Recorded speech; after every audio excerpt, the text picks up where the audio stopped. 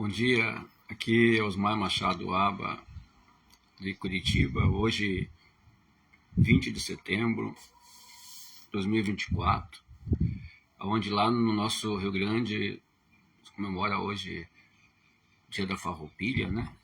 Então nós queremos dar um abraço aí aos nossos conterrâneos, gaúchos, que Deus esteja abençoando a nossa terrinha, que sofreu um pouco aí esses dias, a tragédia muito grande com a enchente, onde muitas pessoas tiveram suas casas inundadas, seus lares, foram perdidas também vidas. Então nós temos aqui de Curitiba sempre com o coração aí no sul, orando por vocês, pedindo a Deus que Ele os proteja, que Ele os guarde. Mas hoje eu quero trazer uma meditação em João capítulo 10, versículo 10, onde ele fala ali sobre Jesus falando que o ladrão não veio senão para roubar, matar e destruir. Mas Jesus veio para dar vida e vida com abundância. No mundo que estamos vivendo hoje, há muitas propostas, inúmeras. Há contrapontos imensos. Há pessoas passando e ofertando a si mesmo, muitas vezes, e se colocando como até mesmo o salvador da pátria.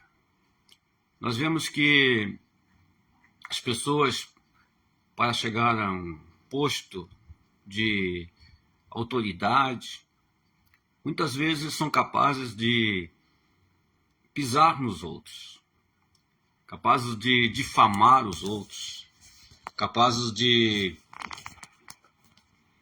trazer à tona, talvez, coisas que são particulares e que fazem parte até mesmo do íntimo das pessoas e das famílias. Mas é o que vemos de um ser humano caído, um ser humano que perdeu a noção do que é a palavra de Deus, do que é ser um cristão, do que é servir ao Senhor de forma correta. E o nosso parâmetro, como cristãos de vida, não são os homens, não somos nós, porque somos falhos, não somos perfeitos. Apesar que o Senhor fala ali, né, na Bíblia, sede perfeitos como o vosso Pai do céu é perfeito. Mas quando olhamos para essa palavra, a gente tem que entender uma coisa. A perfeição de Deus não é a mesma nossa. A nossa fato de sermos perfeitos deve ser trazida para o nosso ambiente, para o nosso mundo, nosso convívio, aonde vivemos. Não podemos querer nos igualar a uma perfeição de Deus que não tem nenhuma sombra de variedade. Deus é perfeito em tudo. Tudo que Ele faz é perfeito. As suas obras são perfeitas. E nós, como seres humanos, somos pecadores. E se dissermos que não temos pecado, somos mentirosos. Então, quando o Senhor fala para nós sermos perfeitos como o Pai, é para nós termos o parâmetro nosso, não medido com o céu, mas medido com o mundo, o sistema em que vivemos. Que devemos viver uma vida diferente, uma vida que pelo menos mostre que somos cristãos, que temos erros, temos falhas, sim, mas que nós procuramos viver uma vida justa e uma vida de acordo com a palavra de Deus. E quando você olha para isto, Então nós temos que lembrarmos que nosso parâmetro de vida é Jesus. Jesus, temos que olhar para Ele e pensarmos o que Ele fez, o que Ele realizou e o que Ele nos deixou na Sua palavra, através também do Espírito Santo, depois ainda através de homens que foram inspirados para nos conduzir aqui nesta terra. E quando você olha para João 10, versículo 10, Jesus, ele mostrando o lado do inimigo, o lado chamando o inimigo de ladrão, ele coloca os defeitos dele, coloca o que ele veio fazer, roubar, matar e destruir. Mas por outro lado também, Jesus mostra também o que ele veio fazer, o que ele veio realizar. Ele diz que eu vim para dar vida e dar vida com abundância. Hoje as pessoas só querem mostrar os defeitos dos outros, só querem mostrar as falhas dos outros, só querem mostrar as coisas para mexer com o caráter dos outros, com até mesmo mostrando assim as deficiências que os outros têm, mas eles não estão mostrando o que eles podem fazer. Por que eles estão aqui? Qual que é o objetivo das suas vidas? Qual que é o propósito deles? Qual que é o plano deles para ajudar a nação, para ajudar a você, a sua família, a sua casa? Então nós temos hoje um dilema. Nós não temos propostas. Nós vivemos num mundo onde as pessoas brigam por seus interesses próprios, mas não olham o interesse de uma nação, não olham o interesse de um povo. E eu vejo que muita coisa que está acontecendo no Brasil, infelizmente, faz parte de um egoísmo. Não falo aqui em questão de ser direita ou esquerda, não falo nada disso, mas eu vejo que, de repente, as pessoas passaram disto e estão vivendo hoje uma guerra que é interior, simplesmente política. E, além da política, uma guerra de conceitos humanos que estão devorando a nossa nação. Então, eu, quando olho e vejo tudo o que está acontecendo, eu olho para Jesus, o autor e consumador da nossa fé, eu vejo quão longe a nossa nação ainda está da palavra de Deus. E quão nós, pregadores, os ministros do Senhor, precisamos levar o povo, a nação, às palavras do Senhor. Porque isso é muito importante. Isso é muito importante. Nós estamos vivendo desde 2020, vivendo um conflito na nação incrível. Porque, de repente, eu encaro que isso que foi que aconteceu por ciúmes. Não é questão de ser direita ou esquerda ou ideologias. Não é questão de ciúmes. E, de repente, nós vemos um lado que, de repente, tinha a mídia na mão, reunia plateias, enchia estádios, se movia. Nós vemos que as pessoas se engrandeciam e, de repente, aparece alguém que consegue juntar mais gente do que eles.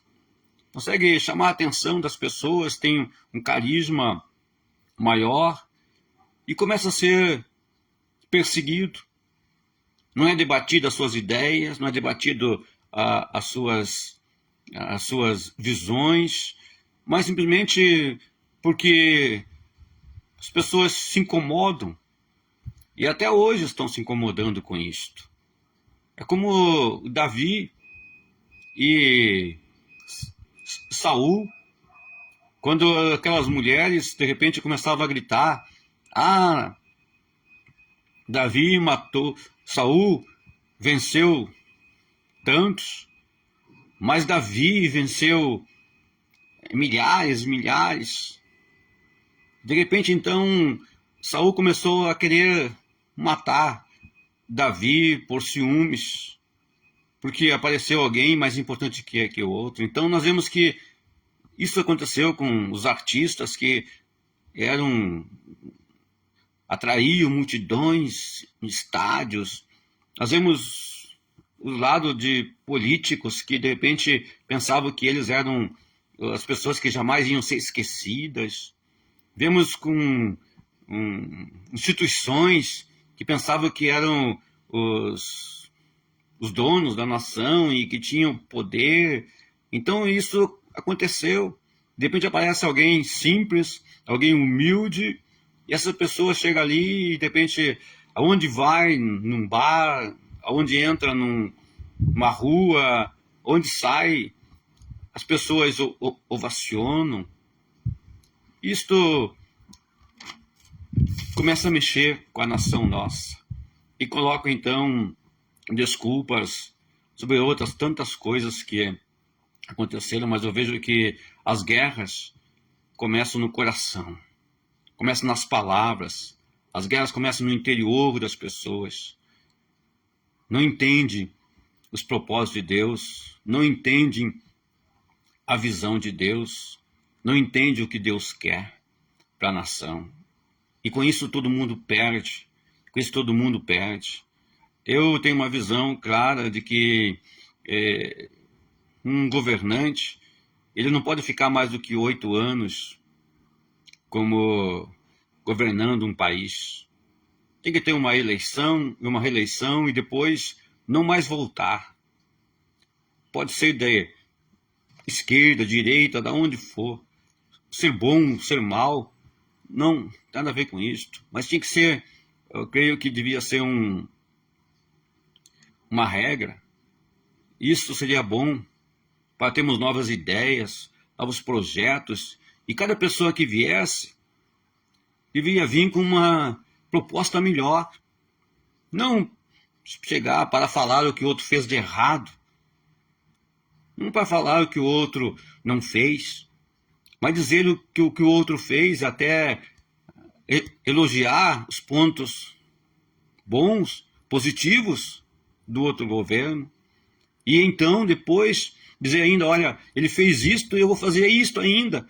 E nós seríamos hoje uma nação próspera, uma nação abençoada. Mas enquanto houver pessoas querendo derrubar o outro, destruir o outro, a Bíblia diz que um reino dividido não subsiste. E uma nação dividida também não subsiste também. Então nós estamos aí perdendo tempo. Nós queremos crescer. Então Jesus fala aqui, olha, eu vim para dar vida com abundância. Por que você está aí? Por que eu estou aqui?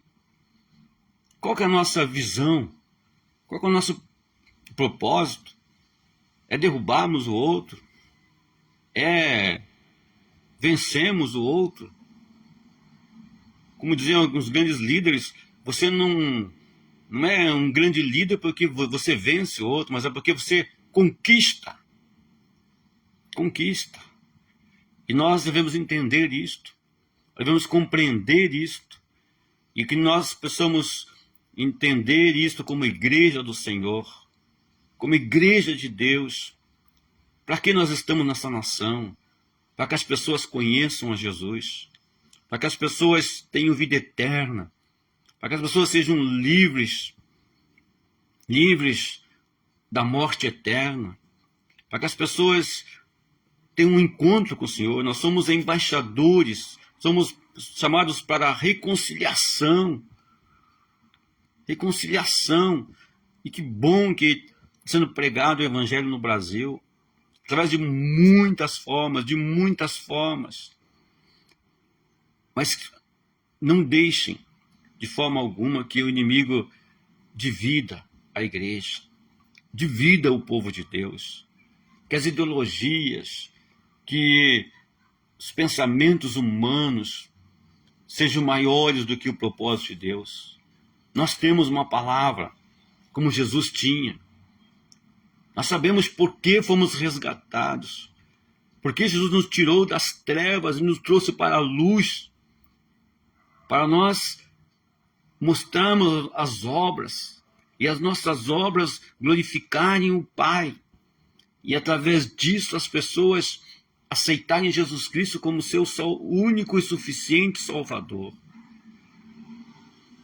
As nações clamam, a natureza está clamando, está gemendo e ansiando a volta do Senhor Jesus. E nós devemos, eu devo, você deve anunciar esta volta, pregar esta volta, falar sobre Jesus dia a dia, momento a momento, para que as pessoas conheçam Jesus Cristo. Eu quero dizer nesse dia que Deus levante, agora que estamos chegando perto das eleições municipais, que Deus levante pessoas com propostas, pessoas não somente para apontar o erro dos outros, mas pessoas com propostas de avanço, propostas de liberdade, propostas de democracia, propostas de uma vida realmente onde haja prosperidade em cada cidade, em cada rincão, em cada local, o mais ermo que exista, mas que sejam visões de um povo próspero e um povo abençoado. Esta é a minha mensagem hoje, esse dia 20, onde lembramos ali no sul sobre Farroupilha. Que Deus abençoe não somente o Rio Grande, mas abençoe o Paraná, abençoe São Paulo, abençoe Bahia, abençoe Minas Gerais, abençoe todas as regiões do nosso Brasil. Que o Senhor seja conosco, que o Senhor nos dê a paz e que o Senhor traga paz a essa nação. Que as nossas armas sejam trocadas de forma maravilhosa pela paz, pela palavra de Deus. É minha oração, é a nossa oração. Que Deus te abençoe, que Deus te guarde. Em nome de Jesus. Amém.